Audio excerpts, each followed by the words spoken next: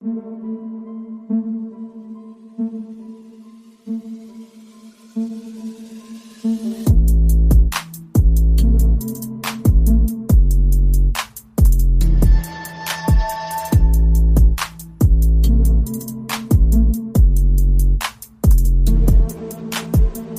and welcome to the George Mikan episode of the Hoop Theory Podcast, aka episode 99, which is in honor of him being the best player to ever wear the jersey number 99. Recording this one on the evening of Thursday, September 5th, in the year of our Lord 2024. My name is Logan Wortman, and as usual, I am joined by my steadfast co-host, Jacob Roth. Jacob, how does it feel to be on the George Mikan episode? It feels pretty good. We recognized him as an important part of basketball earlier than the Buss family did, so that's good. Other than that, I'm excited. 99. We're getting close to the big old 000 or 00, the 100. I'm going to stop thinking. Anyway, yeah, I'm excited. It'll be fun. We got a good one today. Probably one of my better researched episodes that I've done in a minute.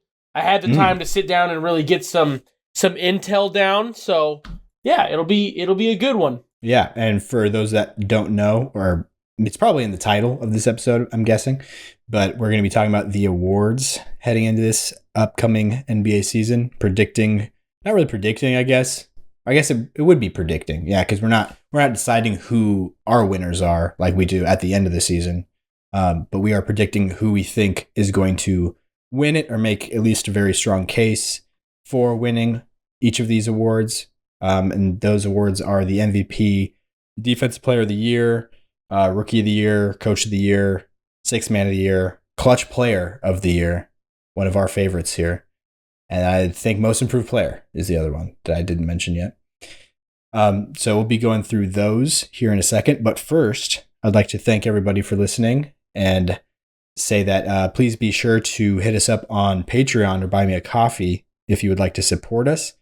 That's patreon.com/hooptheory and buymeacoffee.com/hooptheory. All our links can also be found in the description of both the show and the episode, wherever you're watching or listening to this. We would also greatly appreciate it if you would rate the show, leave a like or a comment. Of course, be sure to subscribe and follow the feed. And lastly, we would also love it if you sent something into our mailbag for us to read and react to. Basketball related or otherwise, you can send those over to hooptheory.mailbag@gmail.com. And now, without further ado, let's get into the awards. So starting off, I figured we would start with the big one, MVP. Looking at the betting odds for the MVP for this upcoming season off of DraftKings Sportsbook, Nikola Jokic is actually in the lead. So he would be, if this would be correct, he would be winning his fourth MVP in 5 years, which is pretty insane. I think definitely the last person to do it was LeBron. I don't know how many people have done it outside of that, but would be an impressive feat for sure. He's a plus 350. Luka's right behind him at plus 370. And then there's a little drop off to Shea at plus 600, tied with Embiid, who's also plus 600. And then I guess the one more guy before it drops off again is Giannis at plus 650. So I guess, Jacob, what are your initial thoughts on looking at those odds? I figured that Jokic would be up at the top. Mm-hmm. It's almost like this weird thing that it feels like he's been able to avoid voter fatigue because of how the Embiid MVP kind of worked out. Like, people got a hard reset on, oh, Jokic for sure should have won that one. So it feels like the voter fatigue that you hear about a lot is almost, like, not gone, but it just feels a lot. You just had it for 1 year. Yeah, it just was gone after that. Yeah, usually it lingers around, but I think he's the best player on the planet. Do I think he'll win it? Like, if I had to guess, probably. But I also feel like if the Mavs make a big jump and are in that race with the top three teams that we saw on the top of the West last year, I think there's a really strong case for Luka this year. Same thing with Shea. Honestly, I think that this might be one of the first years in a while where it might be a fun one. It'll depend. You never know. But should Jokic be the betting favorite? For sure. Oh, really? Okay. I mean, I don't know who else it would be necessarily. I wouldn't be surprised if I opened up that link and found that Luka was number one like that. Because, I mean, he was number one heading into every season, like for 4 years in a row, basically. And then last year it was Jokic as the favorite, so that was like the first time that had changed in a long time. And so coming off of, Jokic's third in 4 years, it feels like, it just seems like that would be the logical thing of now Luka's going to get it, especially since he has a good team heading into the season that just came off of a finals appearance. And maybe improved, honestly. At least didn't get any worse over the offseason. And then Shea, I feel like that's basically a three-way tie for me personally. I feel like it should be Jokic, Luka, and Shea as like the three favorites. And then Embiid is a little drop Embiid off. and Giannis are on their same little shelf. Yeah. FanDuel mainly just because of health for Embiid, honestly. Does have Luka favored. But really? That's the only one that has Luka favored is FanDuel. See, I can't even look at FanDuel because now it makes you like choose what state you're in and then create an account to even view the sportsbook odds on. I just look at Vegas Insider. They pull up all the sports and books. They just show you all the books. Okay, that makes sense. It's got Luka and Jokic tied at 375. With Shea a little bit above Embiid. But no, I think that it's really going to depend on as dumb as it sounds for the most valuable player, whose team ends up the best. Because I feel like all three of these guys' seasons will all be really good. Like, they're all going to be really, really elite and all probably deserving of the award at almost any other time in basketball history. But you're just playing at the same time as the other guys. So, yeah. And with the Nuggets not making a bunch of improvements in the offseason, kind of standing pat for the most part, and losing, a big piece in Kentavious Caldwell-Pope, that honestly probably puts even more on Jokic's plate as, kind of carrying the team more. So I could definitely see, I guess, him being the favorite. And that would be just wild if we see a fourth MVP in 5 years. And like that, if that happens, that it was like a very like understandable case or like reasonable case to be like, he could have gotten 5 straight here because the one he lost was very contested. I also think that I almost think that he won't get it because then it puts him into a conversation that I don't think people want to think about until LeBron retires. The same exact reason why people didn't vote for him for his third. Yeah. Like that was the talking point. Mm-hmm. Well, no, because it's like, how many more seasons does he have to do it before we realize that this dude might just be a Mount Rushmore of basketball people ever? Yeah. Like not even putting him into the GOAT direct conversation, but like at the minimum, like when is he the best center of all time? Yeah, rivaling Kareem. Like, and then that puts him in top 3. Yeah, that's just based off of that, So we're just getting into like crazy territory to think that he's probably got another, at the minimum, 5-6 years of this level. Life happens, things happen, but in terms of what you would expect of a guy that very clearly cares and like puts in the work to be healthy and be ready for the season. And I feel like since that's been the biggest thing that's improved for him is there's no ramp up into like the seasons now. He like shows up to the season physically ready. Like he had fat Jokic and then he went skinny mode for the bubble. And then he found this like middle ground and it just is a nice balance that he's coming into the season in shape, and it'll be an interesting one because I think that even if he doesn't get this one, but he gets the next one or is constantly in the top 3, is always having his name in that final ballot or that final list that they give you. It's just getting to a point of insanity at this point. But yeah. Because if he gets 4 MVPs, I think that makes him alone basically with Jordan, LeBron, and then Kareem, and then I guess Russell and Wilt. I think I don't even know how many they have between each, but I feel like they probably have 4. Which is an insane number to just assume someone has. Yeah. But so that would be nuts. That would put him, there's probably only 5 players on that in that group that have 4 or more. So definitely rarefied air for sure. My fun value sneaky Jalen Brunson is my fun one.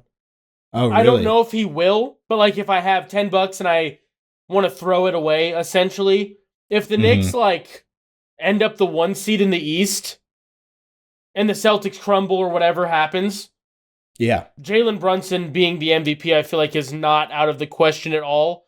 For the story, it is a huge market. Like there's so many things that I think if that specific thing happens, he has over the other 3 guys, and he is in New York, and they are in Denver, Dallas, and Oklahoma City. Like he is in the mecca of basketball, being the best player on the. If they win the East, they will most likely have the best, or if not the second best record in the NBA. It's a new face. That's the one guy that's like out of the realm of not ever really talked about because he shouldn't be. But that's the universe that I would not hate to see. That would be entertaining to me, not because of why it had to happen, but the fact that it did happen. Yeah, for sure. Other guys that I could see as sleeper picks, or I think that are too low on the odds, at least on DraftKings. Honestly, I think Wemby's a little low.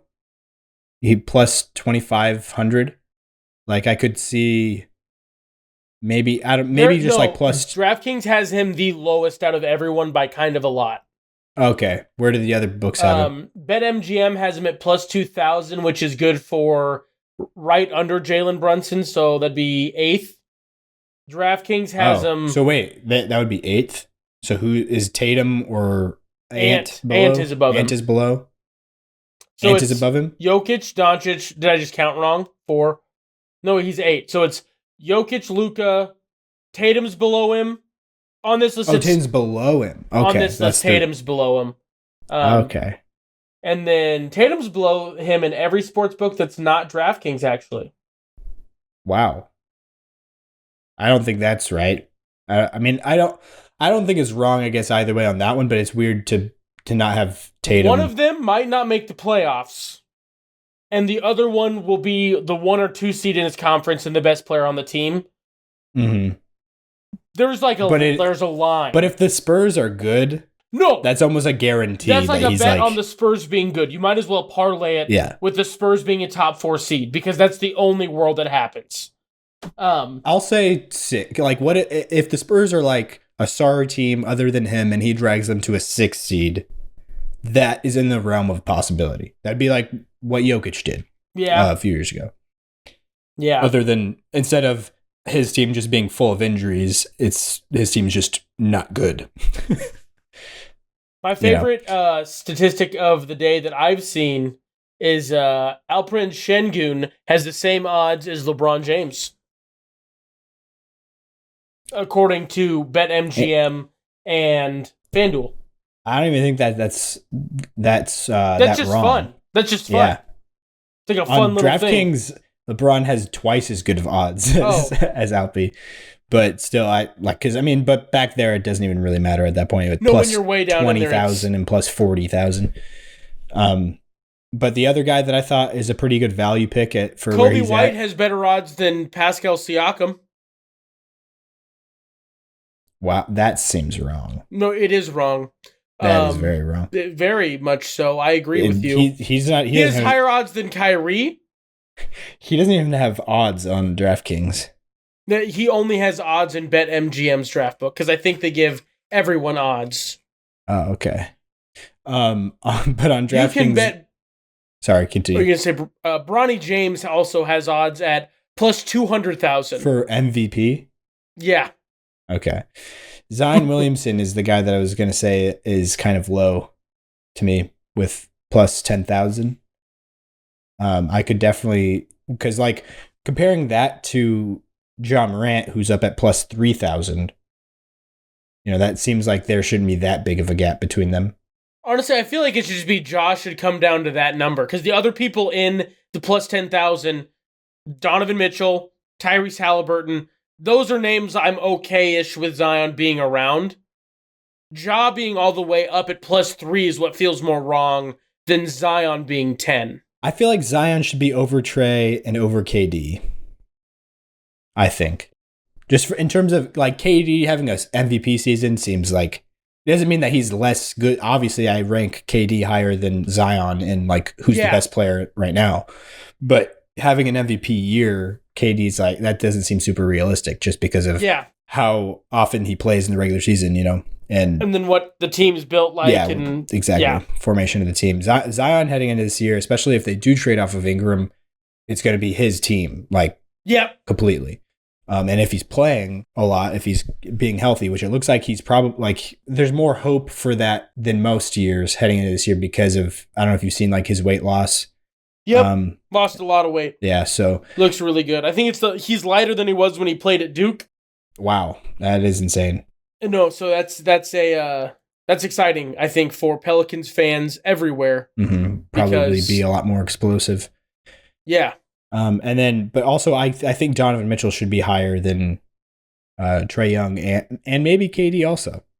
I mean, last year there was a good stretch, good like month or two where Donovan Mitchell just in that stretch was like probably top 3 or 4 for MVP for like January and February area. I feel like it wouldn't be surprising if the Cavs have like just a bonkers regular season, and Donovan Mitchell ends up on most people's MVP ballots, at like 5 or something. Like I could definitely see that. So I think he should be higher than Trae Young for sure. And then KD, I would also probably favor Donovan Mitchell and maybe even Steph, because I just feel like it's way more likely for the Cavs to be good enough to have an MVP candidate than for the Warriors to be good enough to have an MVP candidate. And I'll just leave it at that. I think we can move on to the next award. I guess I should give my official pick, I guess. And I think I will stick with Jokic as my, just like, that's going to be my prediction. Lock it in. Don't feel awesome about it. It could be a lot of different people, but I feel like I'm just going to go with Jokic. I feel like he's going to have a better year than everybody else. I'm going with Shea as my lock it in pick. I like it. Just to be a little different because I'm quirky like that.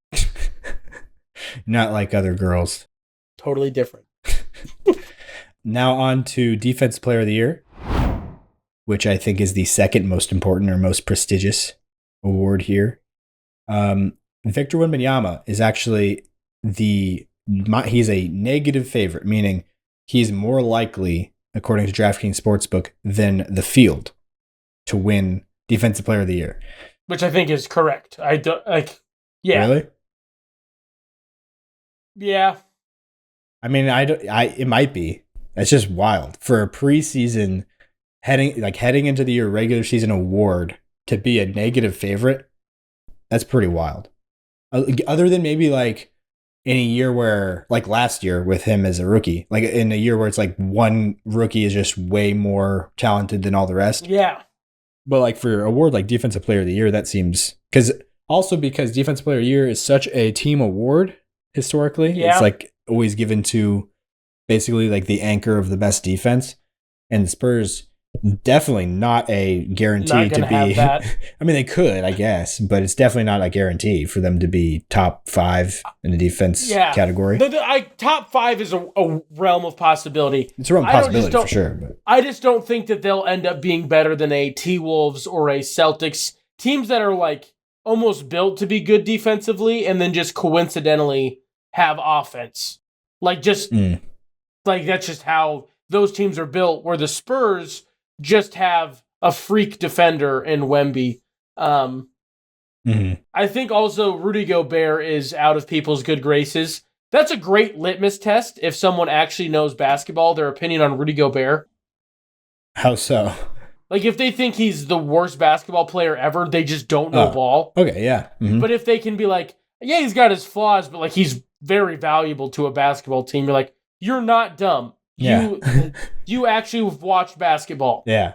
No, that's a good take. But I think that this year is going to be kind of a voter fatigue. Everyone's out on Gobert. Him winning a 5th Defensive Player of the Year is nuts. That would be nuts. So I feel like it's just kind of Wemby, and it's not super close. I feel like Chet should be more in the inner circle than it seems like he is. On DraftKings Sportsbook, he's tied for 4th Yeah, DraftKings is the only one that has him out like that. The other ones, he is tied with Rudy Gobert for the second best odds. Oh, wow. Or he is like 100 behind Gobert. And all of them outside of DraftKings, he is higher than Bam. I guess I chose the worst sports book to look at for the consensus. That's not totally true. You don't think it's true? The other ones are kind of all over the place too? Well, it just kind of depends. There's just been a couple like specific Outliers. things that you highlight that are different and off on. But like Evan Mobley has the same odds as Chet, which is fine. I'm trying to find one that I think is like wild. That I actually really like this one. Alex Caruso plus 3,500. Yeah, as like a because there's a chance that I think that OKC is a really good defense. But yeah, if that happens though, Chet is definitely Defensive Player of the Year, right? But like, I don't see a world where people are voting Alex Caruso unless Chet doesn't play enough games or something like that. Maybe. Oh, my thought was like, what if it's like their defense was good last year, but what if it like goes up another level? Yeah, and it just gets attributed to Alex Caruso being there. I suppose, but I still feel like Chet is going to be the literal center, fulcrum of their whole defense. And like obviously having those perimeter guys helps immensely, but it's just the way that people vote on Defensive Player of the Year, like in the way defensive schemes work in the NBA. It's just always going to be the rim protector who's providing the most like on paper value, So I just find it hard to believe that a guard unless it's because like it'd be like the Celtics, like when Marcus Smart won Defensive Player of the Year, but instead of having a team where it's like everybody in the starting five, you could make a case for winning a Defensive Player of the Year. In this case, it's like Chet is clearly the best defensive player other than maybe Caruso and Jalen Williams. Like you could argue maybe a little bit. But what makes me really angry on an unrelated note, Shea has better odds than Jaylen Brown and Jason Tatum. That's stupid. That makes me mad. I guess I'm not crazy, right? I'm like it's just certified in my... Also, I don't know why I haven't been hyping up my boy Chet for the video listeners. Audio listeners. For the audio people, I have my Chet Holmgren Oklahoma City Thunder Love sponsored jersey on. Yeah. Anyway. Shea, he's at plus 1,000 or plus 10,000. Yeah, plus 10,000. Yep. I guess that's probably just for people who like look at the steals category and then like equate that to like Defensive Player of the Year. Double the odds of Jaylen Brown.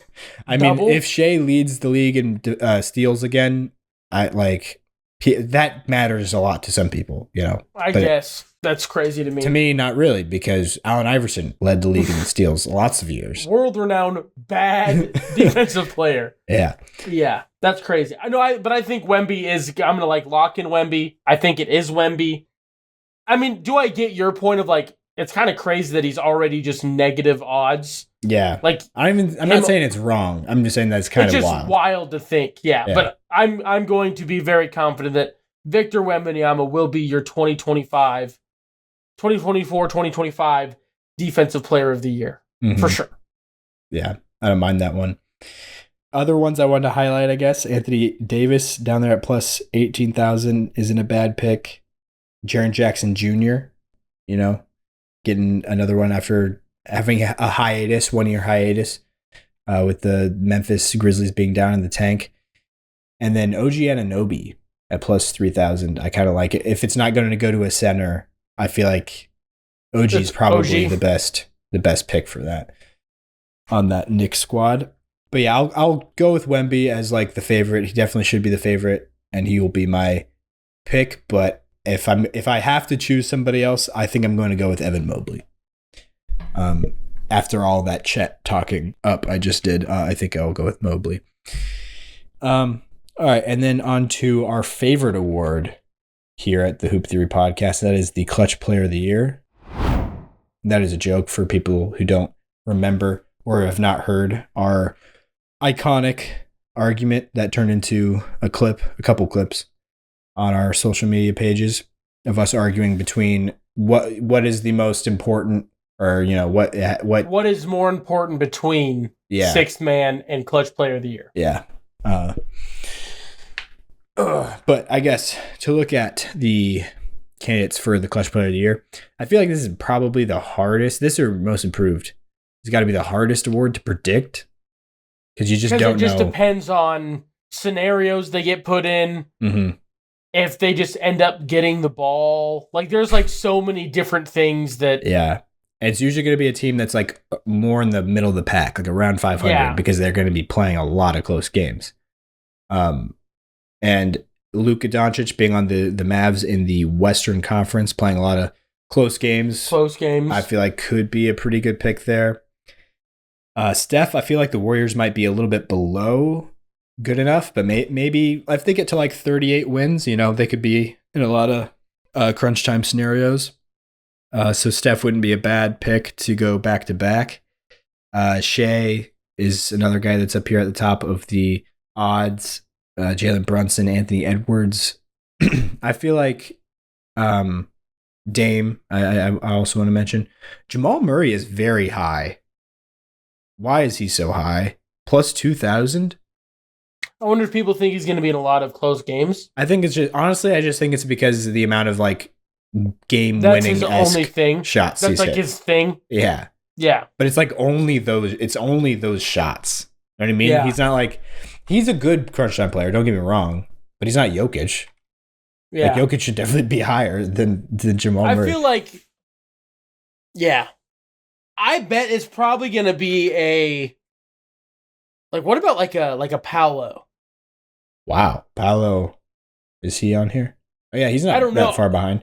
Plus 2,200.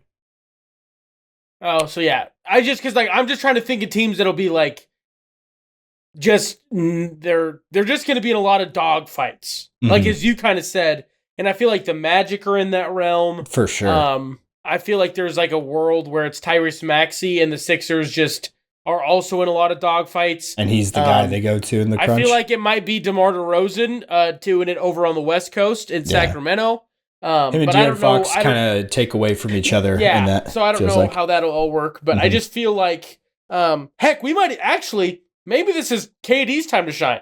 Maybe this is KD clutch player of the year type of territory because of the Suns. Yeah, they could be the Suns being in that weird limbo of a good team, but they'll be in a lot of close games. Maybe like 44 maybe wins. We'll see a Ja. Maybe there's like so many. Just pick the guy on someone that's like 8 to 20, and there's a chance that they could be 20th in the league. 20th in the league, 8th and 8th in the league to 20th, somewhere in there. They'll probably be in the running if they're in a lot of the scenarios. Yeah, no, for sure. In a vacuum, who do I want the ball to? Who, like how I would vote the award? Who do I want to have the ball in clutch moments this year? Nikola Jokic button. That's like That's true. But that's not what the award almost ever is. Yeah. But maybe it shouldn't be because it gives us this fun little discourse that we're having now.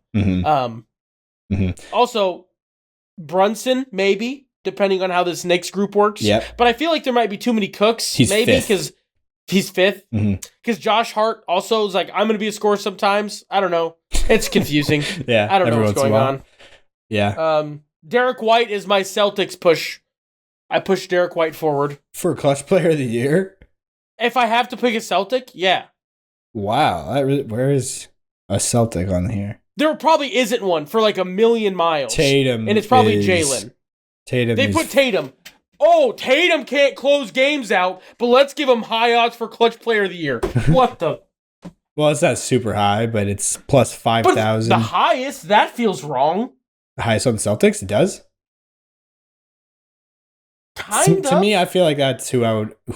Who do you want the ball to be in the hands of on the Celtics on like a final possession or in the last like 5 minutes, in clutch time? 2014 Marcus Smart. On the current Celtics. Kidding. I'm just kidding. Who is it? No, it is Tatum. But the last shot, I don't want it to be Tatum. If that makes sense. Maybe I do, and I'm just having heebie-jeebies because he hasn't shot threes well since. Well, I guess, maybe for a three, but... He hasn't shot contested threes well. He shot open threes fine, but contested threes have been the issue. which he takes a lot of. Yeah. One of his favorites. Yeah. And also, I just have ingrained in my brain the Derek White shots. That's probably also why I was just like, and obviously Jalen had the like flop it on the table type of shot in Indiana. Mm-hmm. Like that's obviously a pretty momentous deal. Yeah, that's true. And they both happened last season, so they are more fresh in your mind. Not like the Tatum. No, the Tatum's one from a couple years ago against the Nets. And honestly, Tatum has the most angering clutch thing ever when he tried to baptize Bam instead of laying it up at the end of the game. Oh, where Bam's like arm almost dislocated from his body when he blocked it. Because Tatum about that is one of the most insane clutch blocks ever. It's got to be. Well, not only that, it's just the timing to be like. I also wonder if he would have done it if it was anybody else, or if it because it was Bam. it was just like it's a buddy. This is buddy on buddy crime. Just going. Yeah, that was insane. Because I don't know what I would have done if he would have dunked that. If that would have, I don't know what I would have done. That was in the bubble, wasn't it? That was a long time ago. It was a bubble. It was a. I think it had to be. It was in the bubble. Elam game? What? It wasn't an elimination game, was it? It was in the. It might have been game one. Playoffs. Game one of that bubbles playoff series. Yeah, I just know that it was what caused Bam's lingering injury, shoulder injury, that he was dealing with all the way to the finals. Like, because he was banged up once they got to the finals, and it all started because of that play on his shoulder. Yeah. I think he ended up having surgery after the season was over. It was like a rotator cuff or whatever in his shoulder. So and that was the year It was game one. Oh, it was game one of the second round or third. Were they in the conference finals? Yeah, that was the conference finals, right? It was. Yeah, so that makes a lot more sense based off the timeline. So then he was injured through that series into the playoffs or into the finals. But the other name I wanted to mention because I thought it was funny, especially for you, the way that you've talked about this player recently.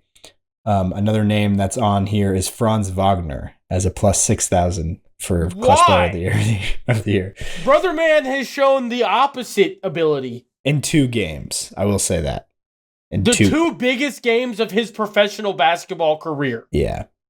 Well, no, I would say one of them is the biggest NBA game. The other one that you're talking about was an elimination game. But in the Olympics? He won the gold medal the year before. Like, he played in games as big, at least. Do you think the World Cup and the Olympics are the same level? I guess that's true. I don't at all. It's like in-season tournament and NBA championship. No, okay. That is not the case. That is... The reason I do is because not everybody sends their best. Some countries do.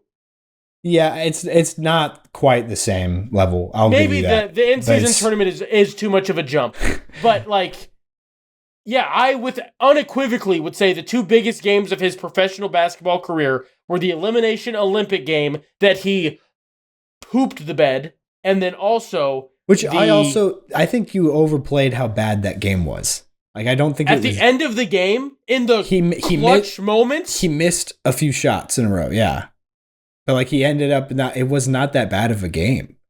The game wasn't. But this is the clutch player of the year award, and in the clutch minutes, that's when he was his worst. Okay, yeah, but I don't know. I just feel like he's had a pretty big sample of being really reliable and coming and making good plays, good decisions in clutch time, and it's just he's had 2 games where he missed a lot of the shots he was taking.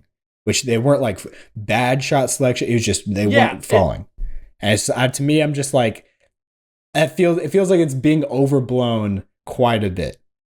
You know what I mean? I'm just saying that in like the biggest moments, Brother Man has disappeared the past couple of times. Yeah. In the clutch only. Like he was fine for like some of the other parts of the game, but then like looked at the advanced stat guy with the clipboard, was like, is it clutch time? Do I need to start missing my threes? In game 7, that entire game was terrible. Yeah, no. Yeah. He's gonna have nightmares about the Cleveland Cavalier jerseys. Yeah, that might have been the worst game he's played in his life. Like that game was very bad.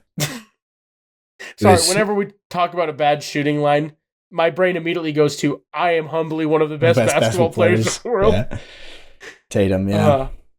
Sorry, not to bring it back to the Celtics, but no, I get like your point of me probably overblowing the whole Franz Wagner is. And you're not the only one. There's a lot of people doing it. I just feel like the spotlights turned on. Yeah. And Brother Man turtled up and just disappeared. Yeah. So, well, yeah, that's crazy. It's definitely not a great sign. That's for sure. But yeah, Paolo, I do like that sleeper pick from you. But to lock down a selection for me, I'll probably go with. I just feel like the Knicks will probably be winning a lot of games, so I don't know if I will pick Jalen Brunson. Honestly, Paolo's a really good choice. I think I might join you on that. As boring as that is, I might join you at the Paolo. He has higher odds than Franz, right? Oh yeah, by a lot. Yeah, Franz is like one of the later just names out there. Okay, he's plus 6,000. Franz is, and Paolo is plus 2,200. So it's not like an insane gap, but it's a decent margin. But yeah, so I like that pick there. Luka would probably be one of my other main guys, and then on to the Rookie of the Year award.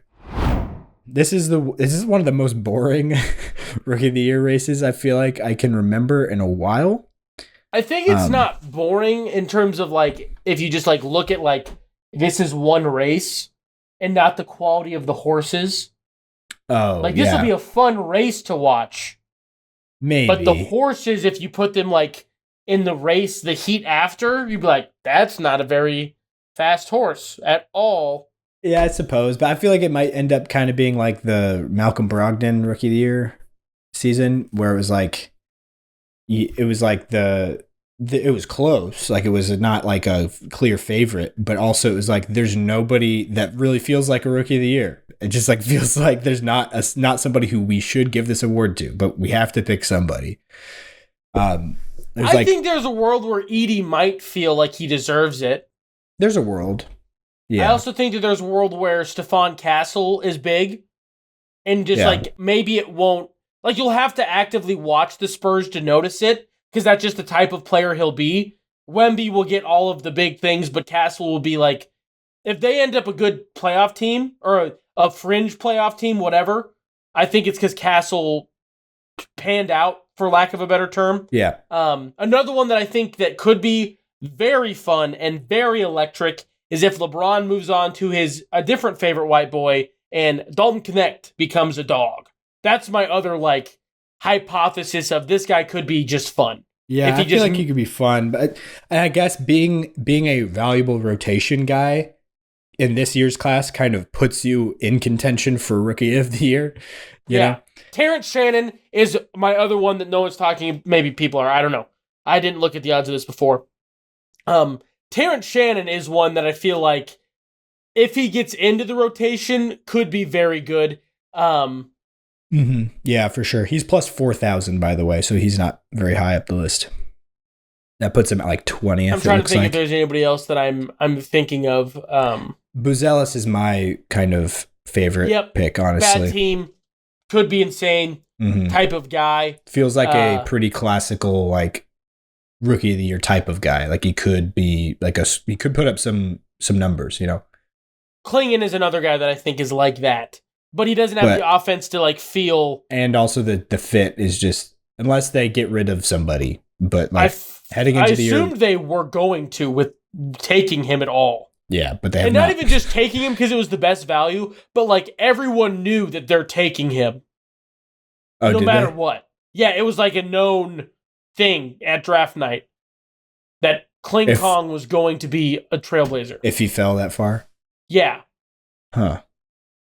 That's surprising to me because I just remember so much Grizzlies buzz of them trading up to get him at some point.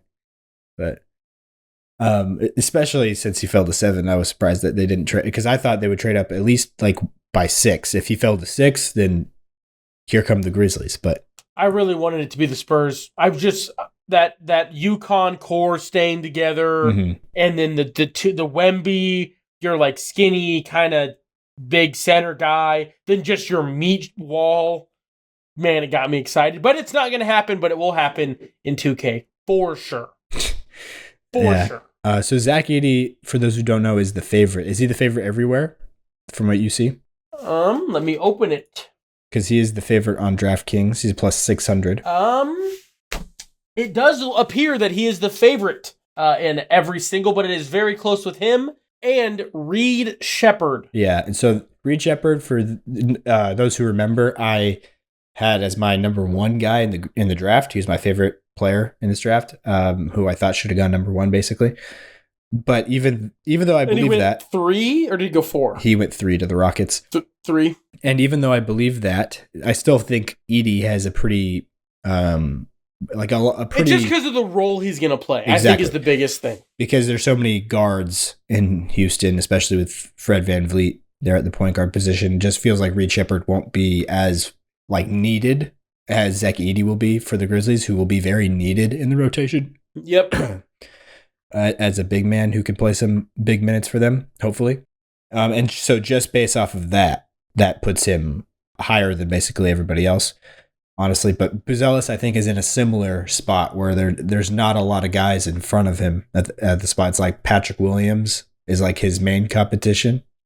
And they can play alongside each other also, so it's not like as big of a conflicting.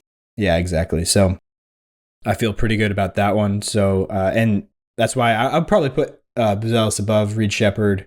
My top 2 would probably be Edey, Buzelis. I could see Castle for the reasons that you listed. But there's not a lot of guys after that I feel great about at all, to be quite honest. Bub Carrington is one guy just because of where he's at. A guy that I could see put up a lot of buckets, and be on at least like a first team all rookie, So yeah, I think I'm gonna stick with the. I think I'll go Edey. I've said Edey previously, but actually no, I'm gonna go Castle. Stephon Castle will be my lock it in. That's who I think will win the Rookie of the Year this year. Nice. With the honorable mention, shout out to Terrence Shannon Jr. Okay, I like that. And for me, I guess... Sorry, Keisei Tominaga is actually who I'm locking in. Is he signed to somebody? The Matt Ants of Indiana, I believe, Fort Wayne. He's not on a 2A, though, is he? No. Okay. But yeah, Edey, I feel like is... he's the most popular pick. I don't know if I feel like I would put Buzelis above Edey, but I do kind of want to pick... G-League United. G-League United. I don't know what that is. Interesting. Is it a new thing now that Ignite is gone?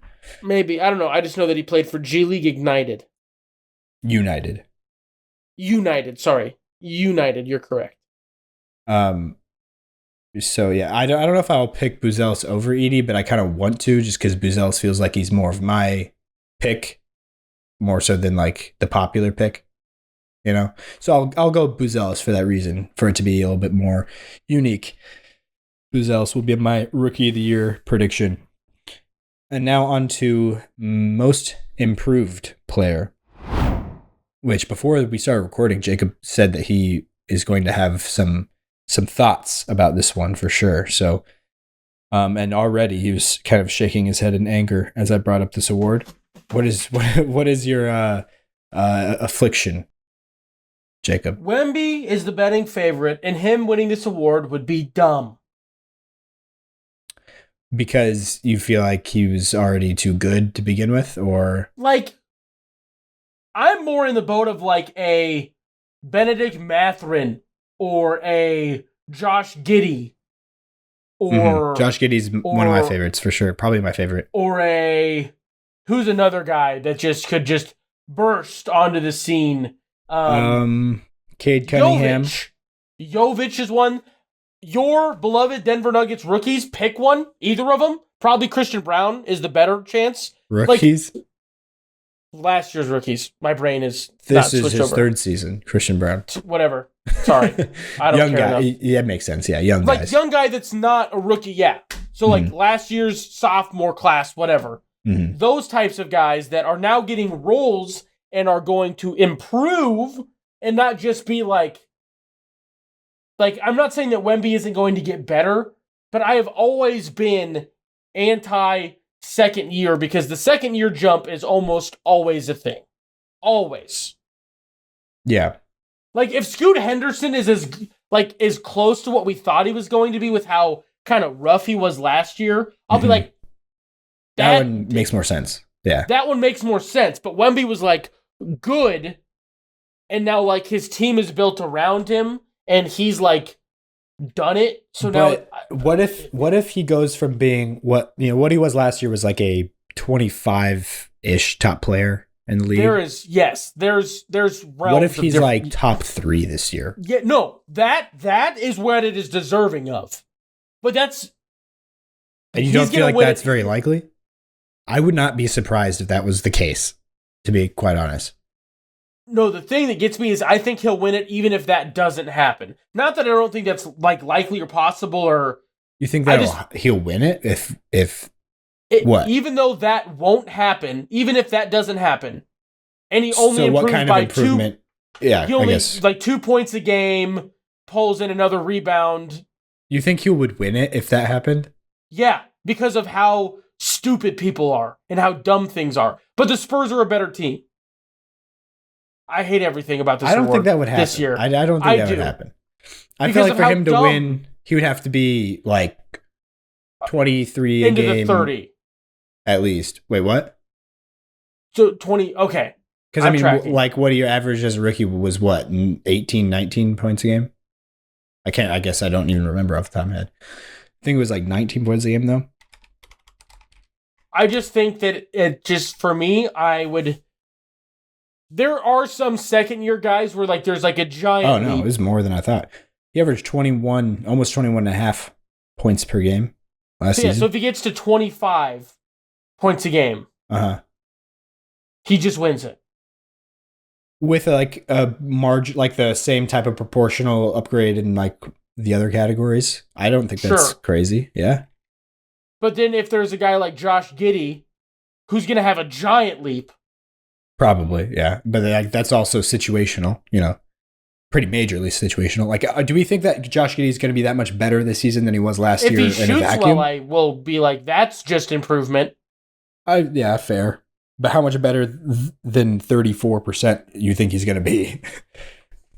I feel like there's only so much. I think the volume also matters.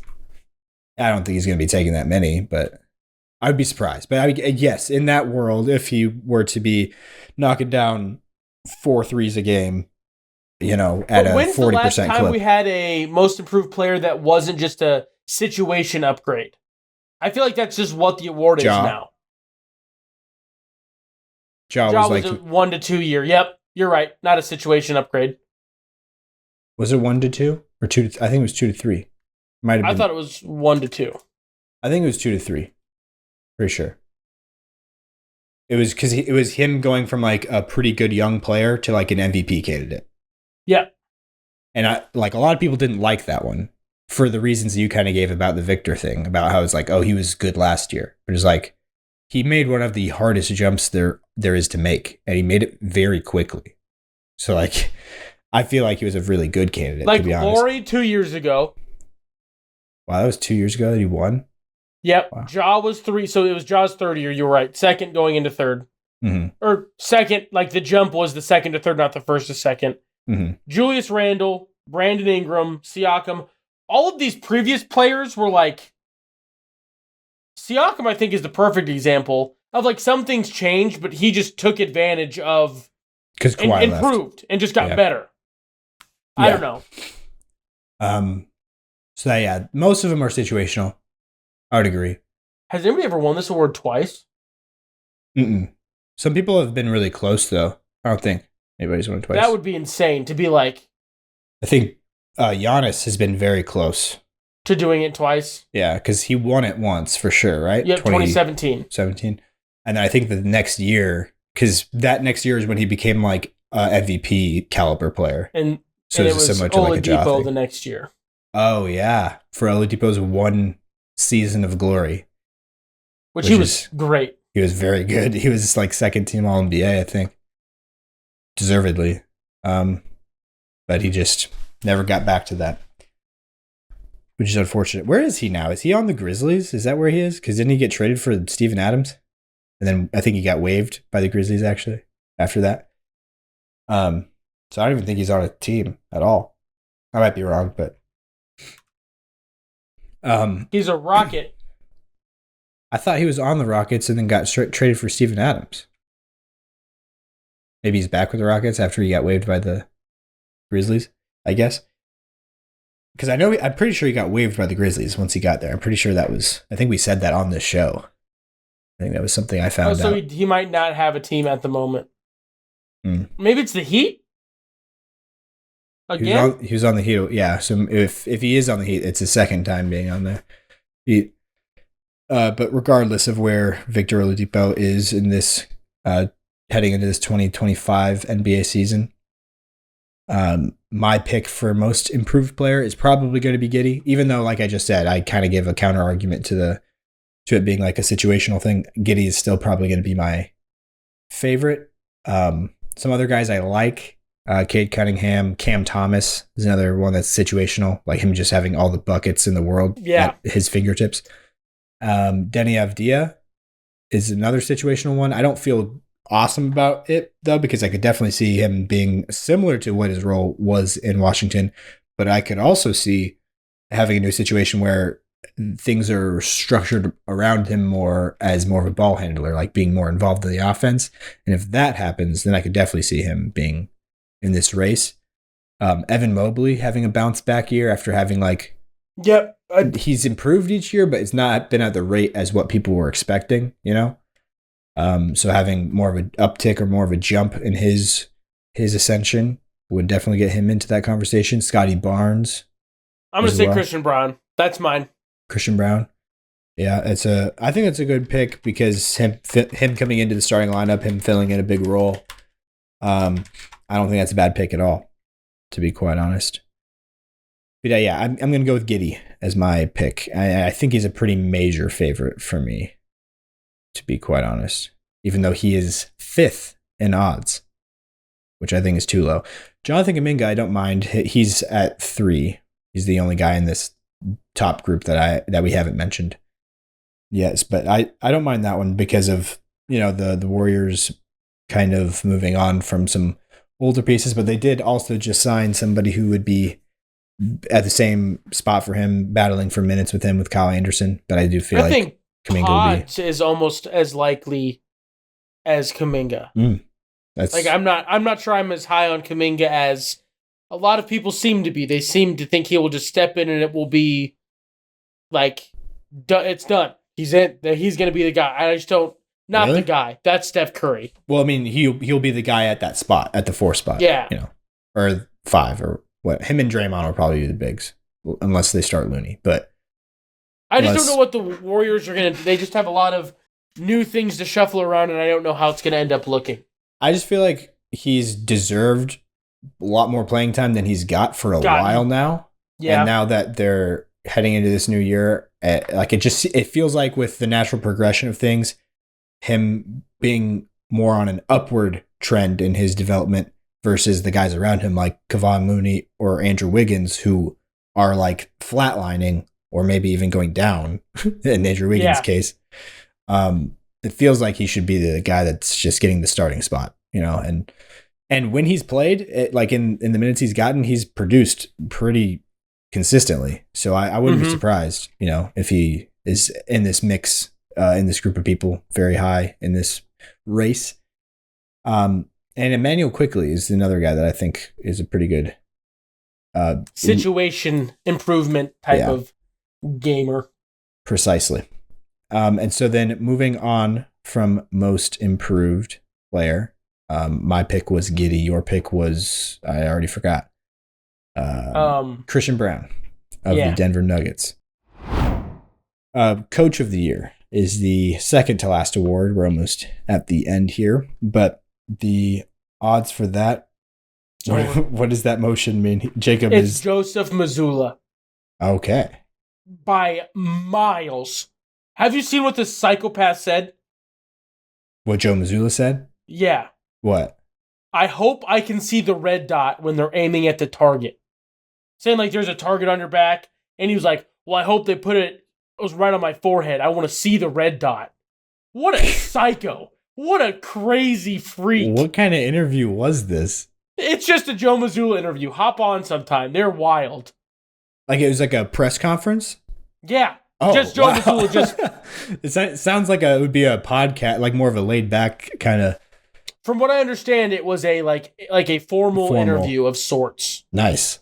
No, that's a good quote. That's a very good quote from a press conference.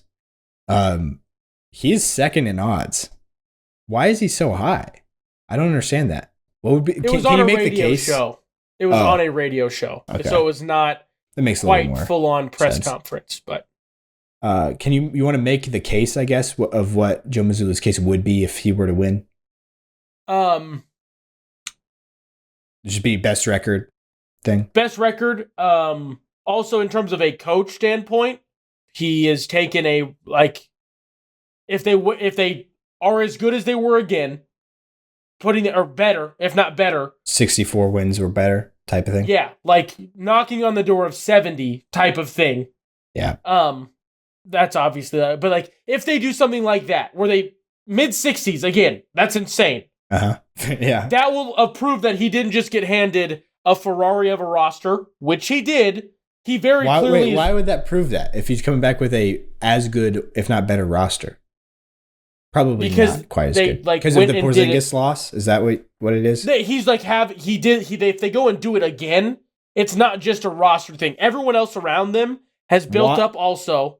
Can I finish so I can get my point out? I guess. Sure. Yeah. So, like, everyone else around them has also improved and arguably improved to beat them directly, as your Nuggets have had to deal with also.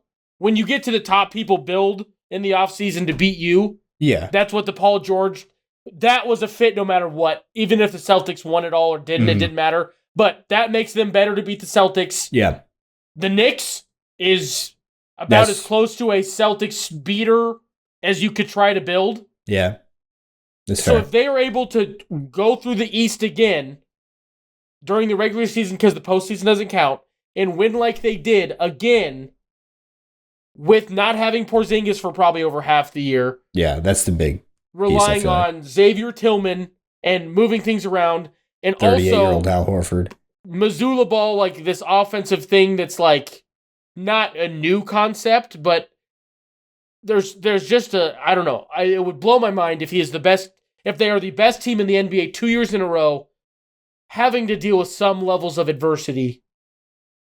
Like PKP being down, not really that bad, but like it is, but the team is busted. Brad Stevens is executive of the year by eons again, because he's just that guy. Yeah. I don't know. I just like so the other names would be Nick Nurse. And I think the only reason that Nurse would get it is if they're better than the Celtics.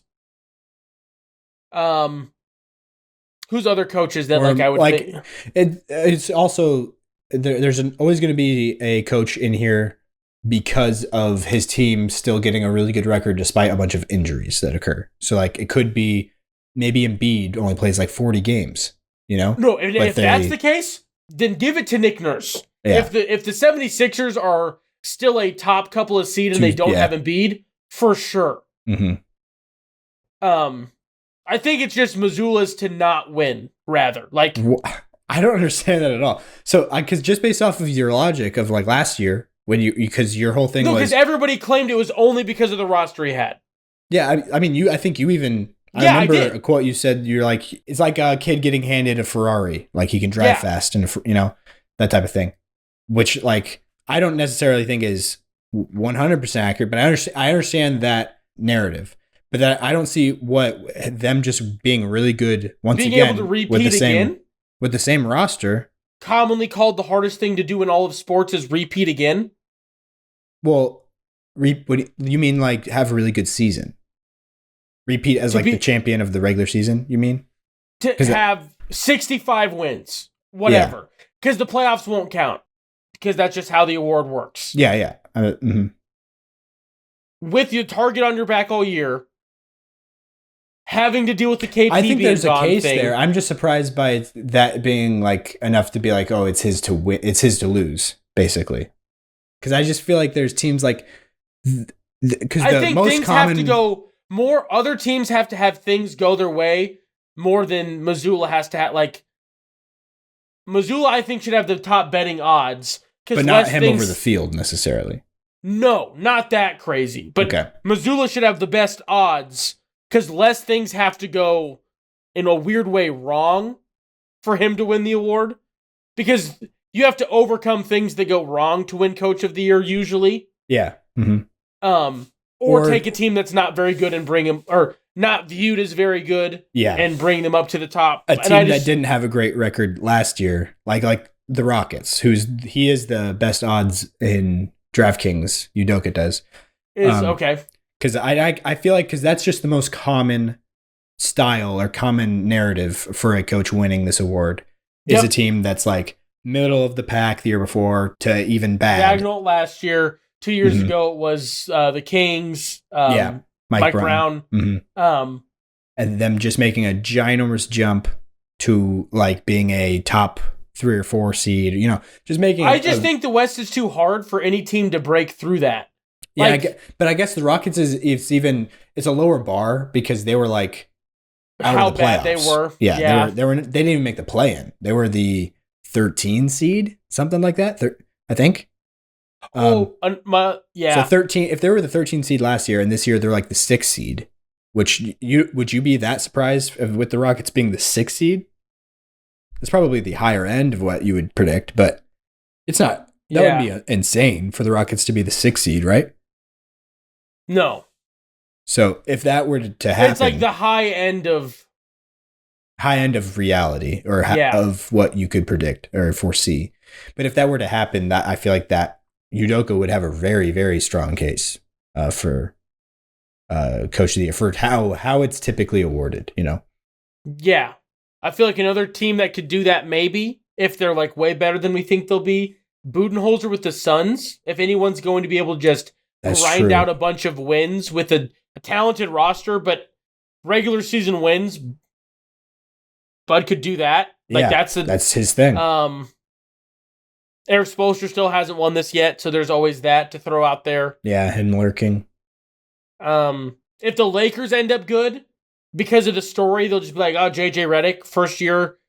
Yeah. Look at him. Honestly, that would be that's pretty good. I think I'm missing the only attacker against the throne I should be worried about at all. Taylor Jenkins. Because the Grizzlies will be back of some sort. Oh, yeah, for sure. And some people might, some of that getting way better will be attributed to him, I feel like, naturally.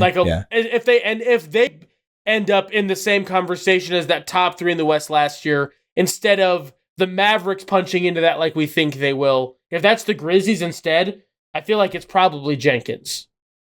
Yeah, that wouldn't be crazy. It depends on how I feel like it depends on how the narrative gets talked about, like how Stephen A. and a lot of the people on ESPN start to highlight the Grizzlies are like, oh, the Grizzlies are back.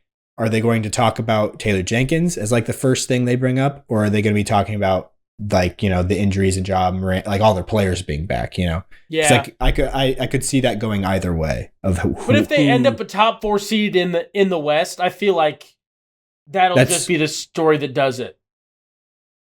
That you think that Taylor Jenkins the credit would be given to him.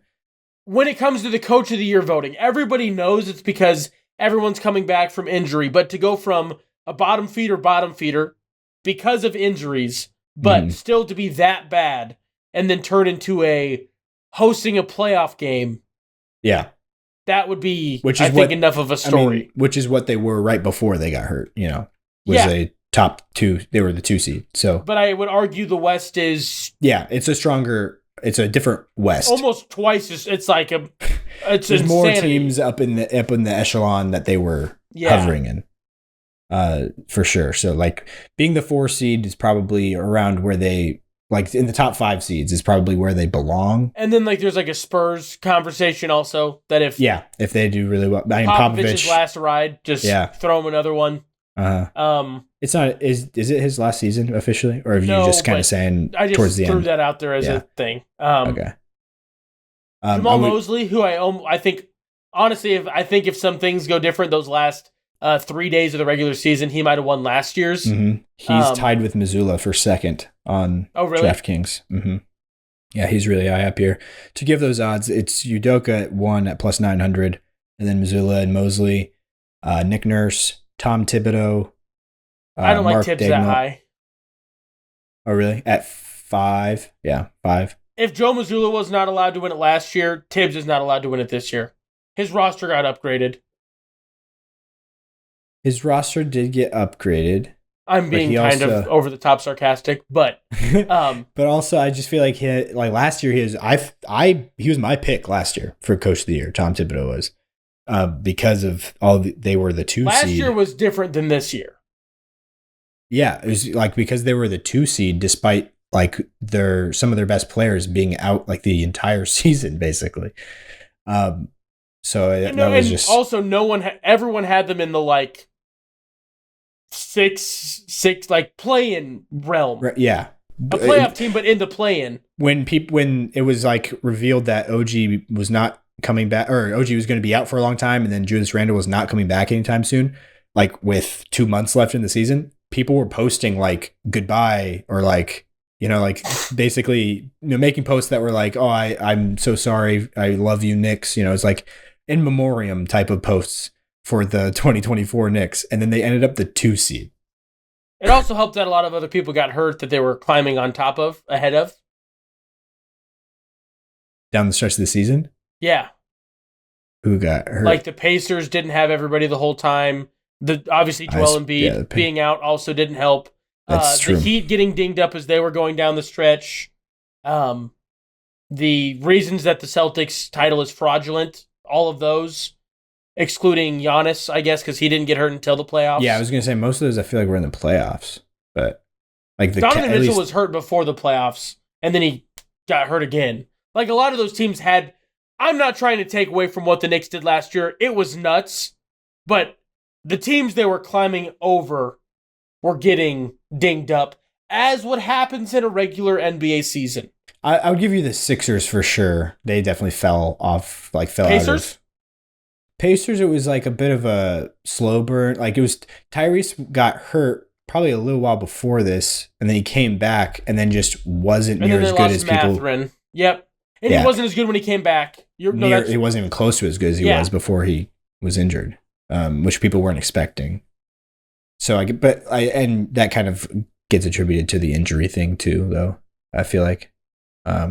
So yeah, that's fair, but also it's wild. No, it was still, like I said, I'm not trying to take away from what the Knicks did, because it was nuts. Mm-hmm. Like the last push, they were down people, but Jalen Brunson just broke the NBA rulebook, and they decided to not call a foul that they've openly said is going to be a foul now. The whole booty ball. Mm-hmm. Yeah. I don't know. Have they announced if they're going to like actually emphasize that, or if they're just getting rid of it, or? They announced that was becoming a thing a couple of years, like 2 or 3 years ago. I thought last year was the first season it was officially a rule. I think it was back when the Harden things, like... I thought it was 2 separate things. I don't believe so. I think it was back when Chris Paul was still on the Suns.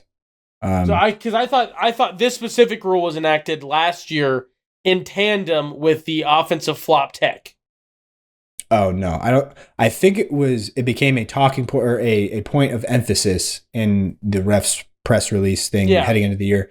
The same exact year that the rip through move was also so it was basically like the James Harden and Chris Paul championship. The year after the Bucks won the championship. Yeah, so it's basically the James Harden, Chris Paul, and Trae Young go-to moves. It was like, those are the moves we're getting rid of, or we're not going to call. But then, it was like that for the first couple of weeks of the season, and then it kind of just faded back to being the way it was. And that's where we are now, basically. Other than right after the All-Star break, then it kind of became a different playoff. It was weird. Yeah, it was weird. So it'll be interesting to see what kind of whistle it will be going into this season. Trying to think, we pretty much just listed off just coaches. Just all of them? Yeah. We've gone into different reasons of why we think each of them can win.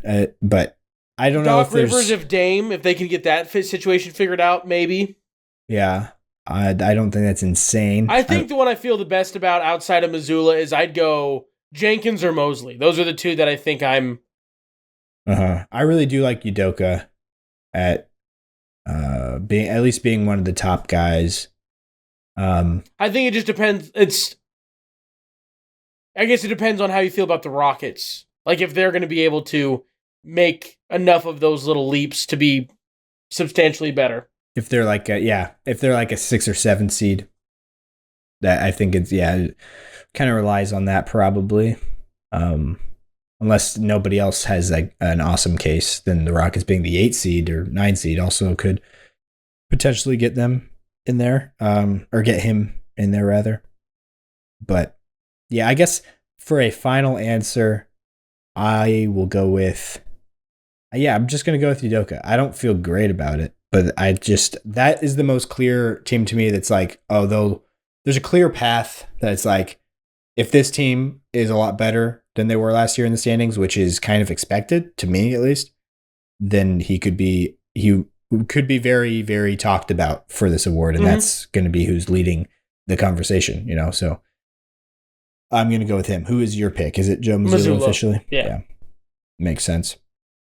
And that brings us to the final award, and that is the 6th man of the year, which is another one that I don't feel like there's like a super strong case for. And this is also in a different way, one of the more like the harder ones to predict, because you don't know what teams' lineups are going to look like all the time heading into the year. And that can literally disqualify people from the award, because you have to play at least half of the games you play in the season have to be off of the bench, and you have to play at least 65 games total.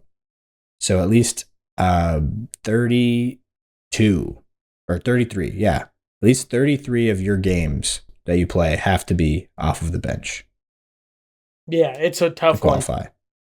So that can very easily be missed by some of the guys that are the, favorites in the category because of how good they are. If with an injury here or there, they'll slide into Naz Reid. Because I'm pretty sure last year he was really close last year. Oh yeah. Didn't he win? No, he won it, but he was really close to the line. Of starting, you're saying? Of being eligible for 6th man. Yeah. Because of how, like, his game off because the bench. Of the cat injury. Yeah. I don't remember how close. I just remember it was, like, close. Somewhat, yeah, for sure. They might have honestly even not started him all those games, like started Kyle Anderson a handful more. Yeah, because for that reason, honestly, they could have. I wouldn't put it past him, because it was like a either way type of decision that it was like, well, Naz Reid has a chance of winning 6th man of the year, so maybe let's just start Kyle Anderson. But CJ McCollum is a name that I see towards the top of the DraftKings, not towards like the very top. It wasn't even close at all. He played in 81 and he only started 14. Oh, okay. Yeah. That's because of how many games he played also is like really puts it down there. But CJ McCollum he's listed at 7th, it looks like, or tied for 6th for 6th man of the year. Where is Buddy Hield right now? He's also tied for 6th. Is he still on the Sixers? Warriors. Buddy Hield's on the Warriors? Yes. Wow. So I don't know if I definitely knew that. I think I must have, but that is one of those moves that just kind of it went in my head. Because I think it was in that giant Omega trade. Oh, was it? I guess it could have been, but he like getting him as the replacement. I thought it was a free agent signing, wasn't it? I thought he was a expiring contract last season, but him being the replacement for Klay Thompson is insane. Like, honestly, at this point, he's probably because he signed with the Sixers. When? Last year. Like, that was like the part of them getting him. What do you mean last year? Like, you mean extended? Like, he extended? Yeah, it was a sign-and trade when he got traded to the Sixers. No, it wasn't. He was traded mid-season to the Sixers. From the Pacers? I'm trying to figure out. He was a deadline trade. Buddy Hield signed a 4-year contract with the Sixers. An average extension then, once he got there in Philadelphia. Yeah. Just labeled as a sign and trade. And now he is playing for the So he signed and traded this offseason. So he didn't extend. So he was up for a new deal, signed with the Sixers in a sign and trade to go to the Warriors. Yeah. Okay. That makes sense. So he probably was part of that big deal then, if that is the case. But yeah, anyways, that's a insane, like, that might be just a straight upgrade. Honestly, I know Klay Thompson obviously is going to end up a lot better all time than Buddy Hield. Yeah. But right now, that's pretty comparable. I mean, Buddy Hield But isn't. Steve Kerr will probably start pods, probably, still. Probably, but yeah. And there, it's still a lineup that gives you that option to have, like, just the insano spacer shooter guy off the ball. Yep.